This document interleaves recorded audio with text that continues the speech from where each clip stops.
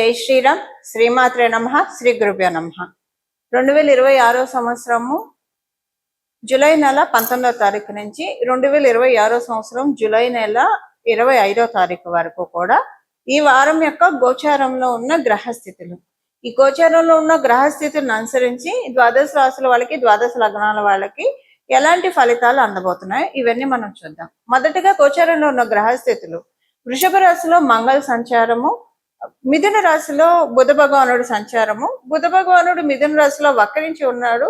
ఈ వారాంతంలో ఆయన వక్రగతిలో నుంచి బయటకు వస్తారు. రవి సంచారము కర్కాటక రాశిలో, అలాగే గురు భగవానుడు దేవగురువైన బృహస్పతి సంచారము కర్కాటక రాశిలో, దైత్య గురువైన శుక్రాచార్యుల వారు సింహరాశిలో ఆయన సంచారము, కేతుదేవునితో కూడి శుక్ర భగవానుడు సంచారం ఉంది. అలాగే రాహు భగవానుడు కుంభరాశిలో సంచారము, ఆఖరిదైన మీనరాశిలో శనేశ్వరుని సంచారం ఉంది. అలాగే చంద్ర భగవానుడు కన్యా రాశి నుంచి వృశ్చిక రాశి వరకు ఆయన సంచారం సాగుతుంది. ఇవి ఈ వారం యొక్క గోచార గ్రహస్థితులు.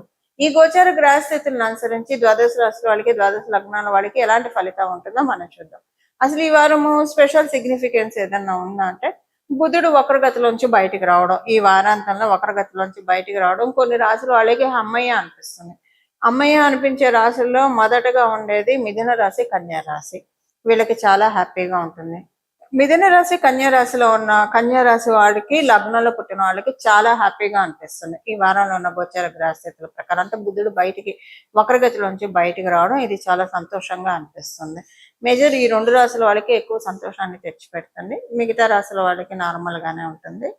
ఇప్పుడు ఇంకా మనకి ఇంకొక స్పెషల్ విషయం ఏంటంటే, ఈ వారంలో ఉన్న గోచార గ్రహస్థితులు రవి గురువుల కలయిక కర్కాటక రాశిలో. ఇది ఒక మంచి సిగ్నిఫికెన్స్ ని ద్వాదశ రాశుల వాళ్ళకి, ద్వాదశ లగ్నాల వాళ్ళకి అందిస్తుంది. ఇది ఏ విషయాల్లో మంచి చేస్తుందో మనం విడిగా కూడా ఒక దీని గురించి ఒక వీడియోస్ చేస్తాను నేను. 12 రాశుల వాళ్ళకి ఎలా ఉంటుంది అనేది విడిగా చేస్తాను. బట్ ఈ వారం అసలు మిగతా క్యాలిక్యులేషన్స్, ఇప్పుడు వీళ్ళ రాశి నుంచి లాభస్థానంలో ఆయన సంచారం, అంటే కర్కాటక రాశిలో రవి గురువుల సంచారం జరుగుతుంటే మంగళ లాభ రాశి అయిన వృషభ రాశిలో ఉన్నాడు. సో అది కూడా ఒక స్పెషల్ సిగ్నిఫికెన్స్ ఉంటుంది. అలాగే మంగళుడు చతుర్థ దృష్టితోటి సింహరాశి మీద ఆయన దృష్టి పెట్టాడు. సో వీటన్నిటికీ కూడా ఒక మంచి సిగ్నిఫికెన్స్ ఉంటుంది. అవేంటో మనం ఈ వారం ఉన్న గోచార గ్రహస్థితుల ఫలితాల్లో తెలుసుకుందాము.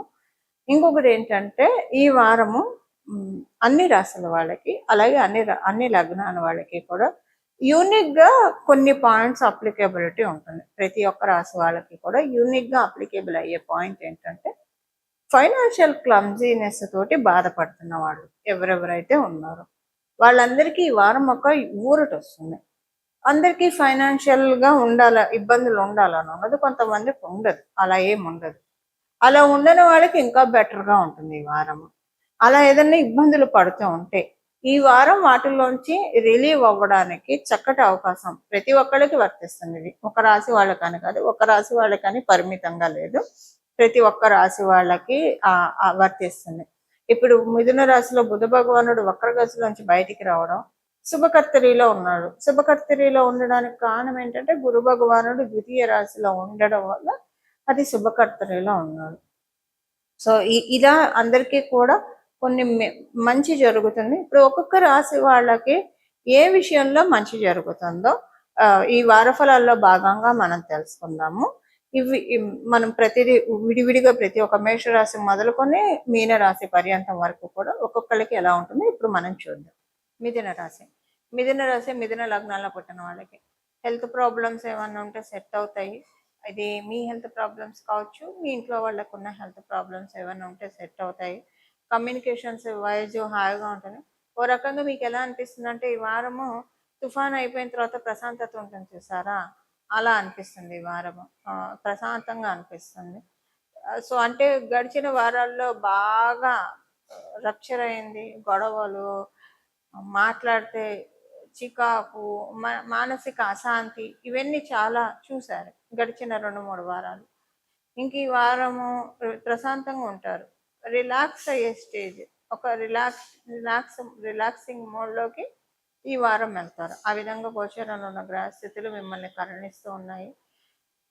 మీ dining table with full of delicious ఫుడ్స్తో ఉంటుంది. ఈ వారం మీకు అది ఒక్క ఐటమా, 2 ఐటమా, 10 రకాల ఐటమ్స్ అన్నది కాదు కానివ్వండి. బట్ తృప్తి తీరా తింటారు, తనివి తీరా తింటారు. మీరు తిన్న ఫుడ్ మీకు సాటిస్ఫాక్షన్ ఇస్తుంది. చాలా కాలం తర్వాత మంచి భోజనం చేసాం, చాలా కాలం తర్వాత తృప్తిగా తిన్నాం, కడుపు నిండా తిన్నాం. అది మీకు మనకి ఆహారం కూడా ఒక ఎనర్జీని ఇస్తుంది కదా. అది ఈ వారం మీరు ఎక్స్పీరియన్స్ అవుతారు లిటరల్గా. మిథున రాశి, మిథున లగ్నంలో పుట్టిన వాళ్ళకి చాలా మంచి ఎనర్జీస్ ఉంటాయి. మీరు ఫోకస్ అంతా ఆరోగ్యకరమైన ఫుడ్స్ తీసుకోవడంలో పెడతారు. ఆరోగ్యకరమైన ఆహారపు అలవాట్లని మీరు అలవర్చుకుంటారు. ఈ వారం మీకు తెలియకుండా వాటికి సంబంధించిన సర్చింగ్స్ కూడా మీరు ఎక్కువగా చేస్తారు. ఆల్రెడీ పోయిన వారం నుంచే చేసే ఛాన్స్ ఉంది. అదేంటంటే అదే మీకు హెల్త్ ప్రాబ్లం రావడం వల్ల ఒక జాగ్రత్త పడమని నేచర్ నుంచి హెచ్చరిక వచ్చింది కాబట్టి అలాగ ఆల్రెడీ ప్రయత్నాలు ఉండొచ్చు, లేదా ఈ వారం అయినా ప్రయత్నిస్తారు. మంచి ఫుడ్ తీసుకుంటారు. ఫుడ్ మీ ఆరోగ్యాన్ని బాగా సెట్ చేస్తూ ఉంది అని మీకు అనిపిస్తుంది. ఇలా మీకు ఉంటుంది. ఉద్యోగస్తులకి అనుకూలంగానే ఉంది, ఇబ్బందులు అయితే ఏం లేదు. మీకు ఇంకా మీరు ఉద్యోగస్తులు అయితే మిమ్మల్ని రికమెండ్ చేసే వాళ్ళు ఎక్కువగా ఉంటారు. అప్రిషియేషన్స్ ఎక్కువగా ఉంటాయి. మీకు పై అధికారుల నుంచి చాలా మంచి అప్రిషియేషన్స్ చూస్తారు. అది మీకు చాలా సంతోషాన్ని ఇస్తుంది. మీరు వ్యాపారస్తులు అయితే కనుక వ్యాపారస్తులకు కూడా సేమ్ ఇదే పాయింట్. అప్రిషియేషన్స్ చాలా ఎక్కువగా ఉంటాయి. అందరి మన్నలను అందుకుంటారు. ఎవరితోటి ఈర్ష్య, అసూయలు ఇలాంటివి ఏం లేకుండా చాలా ప్రశాంతంగా సాగుతున్నాయి. మీ గ్రోత్ని, మీ సక్సెస్ని ఎంజాయ్ చేస్తారు. అందరితో షేర్ చేసుకుంటారు. కుటుంబ సభ్యులతోటి అనుకూలమైన సంతోషమైన సమయం గడుపుతారు. అనుకూలమైన సమయం ఈ వారం గడుపుతారు. ఇది ఈ వారం యొక్క గోచర గ్రహస్థితుల ఫలితాలు మిథున రాశి, మిథున లగ్నంలో పుట్టిన వాళ్ళకి. పరిహారము, ఈ వారము చేసుకోవాల్సిన పరిహారము ద్వాదశ రాశుల వాళ్ళకి, ద్వాదశ లగ్నాల వాళ్ళకి సూర్య భగవానుడి యొక్క బలాన్ని పెంపొందించుకోవడానికి, రవి బలాన్ని పెంపొందించుకోవడానికి ఇది అత్యద్భుతమైన అవకాశం. మీ జన్మ జాతకంలో రవి బలం ఉన్నా లేకపోయినా, రవి బలం లేకపోతే ఎలా ఉంటుంది? ఆత్మన్యూన్యత భావం ఎక్కువగా ఉంటుంది. ఒక్కొక్కసారి ఇగో కూడా ఎక్కువగా అనిపిస్తుంది. ఇగో ఎక్కువ ఉంటుంది. ఎక్కడ ఉండకూడదు అక్కడ ఇగో చూపిస్తాము. అలాగే ఎక్కడైతే మనల్ని మనం ఎక్స్పోజ్ చేయాలో అక్కడ ఆత్మన్యూన్యతగా ఉంటుంది. సో రవి బలం లేకపోతే ఇలాంటివి ఎక్కువగా ఉంటాయి. అలాగే గవర్నమెంట్ వాళ్ళతోటి ఒక్కొక్కసారి కొన్ని చిన్న చిన్న ఇబ్బందులు రావడానికి అవకాశం ఉంటుంది. సో రవి బాగోకపోతే మెయిన్ ఆత్మకారకుడు కదా రవి. ఆత్మకారకుడు అంటే మన ఆత్మ ఎంత స్ట్రాంగ్ గా ఉంటుందో మనం అంత స్ట్రాంగ్ గా ఉంటాము. ఇప్పుడు దీనికి చిన్న ఎగ్జాంపుల్ చెప్పాలంటే, పూజ్య గురువులు రమణ మహర్షి వారు ఆయన శరీరాన్ని, ఆయన కాలిని తేనెటీగలు కుట్టినా కూడా ఆయన కొంచెం కూడా చలించలేదు. ఎందుకంటే ఆయన ఆత్మతత్వాన్ని గ్రహించారు కాబట్టి. ఆత్మతత్వం ఎవరైతే బాగా గ్రహిస్తారో వాళ్ళకి శరీరానికి ఏం జరిగినా, సిచ్యువేషన్స్ ఏం జరిగినా కూడా వారికి అదొక సాక్షిభూతంగా చూస్తూ ఉంటుంది ఆత్మ, అంతే.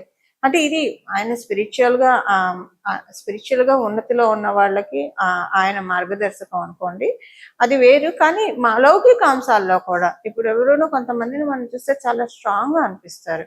వాళ్ళకి సిచ్యువేషన్స్ ఇప్పుడు బాగా సక్సెస్ఫుల్ పొజిషన్ లో ఉన్న వాళ్ళకి ఏం లేకుండానే కేక్ వాక్ లాగానే ఉంటుందా, బెడ్ ఆఫ్ రోజెస్ లాగా ఉంటుందా? వాళ్ళ ప్రయాణం అంటే ఉండదు కదా.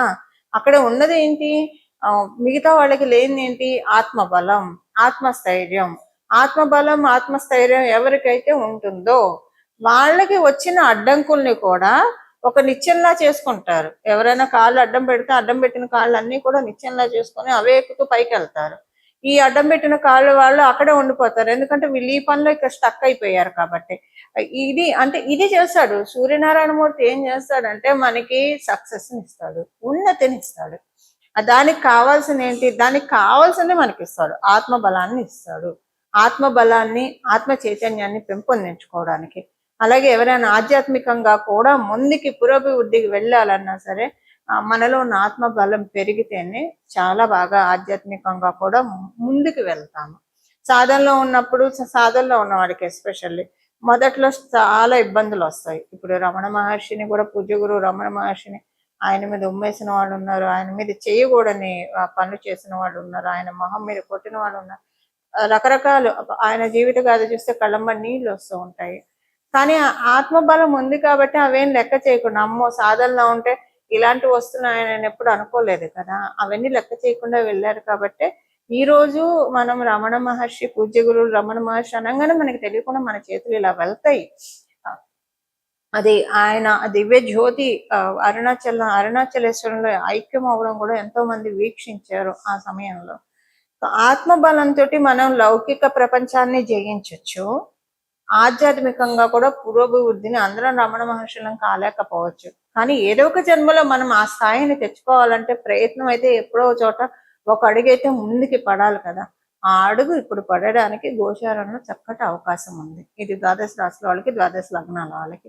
ప్రతిరోజు ఉదయం సాయంత్రం సూర్య నమస్కారం చేయడము, సూర్యాష్టకం పఠించడము, ఆదిత్య హృదయం పారాయణం చేయడము, అలాగే మధ్యాహ్నం పూట కూడా సూర్యనారాయణము రవికి ఒక్కసారి దండం పెట్టడం, నమస్కార ప్రియ భాస్కర అని చెప్పిన కోసం. మధ్యాహ్నం 12ంటికి కరెక్ట్ గా అభిజిన్ లగ్నం ఉంటుంది. ఆ సమయంలో సూర్యనారాయణ మూర్తిని ఒకసారి తలుచుకోవడం, రవిని తలుచుకోవడం. మీకు వీలుంటే ఒకసారి బయటకు వెళ్ళి బాల్కనీలో ఒక కారిడార్లో లేదా బయటకు వెళ్ళి స్వామివారిని తేరిపార చూసి, రవిని తేరిపార చూసి దండం పెట్టుకోవడం. ఇంత సింపుల్. ఇలా చేయడం వల్ల ఆత్మ చైతన్యం, ఆత్మ బలం పెరుగుతుంది. ఆత్మ బలం పెరగడం వల్ల సంకల్ప బలం పెరుగుతుంది. సంకల్ప బలంతో మనం లౌకికంగా ప్రోగ్రెస్ కావాలనుకుంటే లౌకికంగా, లేదా పారమార్థికంగా ప్రోగ్రెస్ కావాలనుకుంటే పారమార్థికంగా, రెండిటికి బాటలు ఆయన వేస్తాడు. రవి యొక్క ప్రత్యేకత అది. ఇలా మనందరం కూడా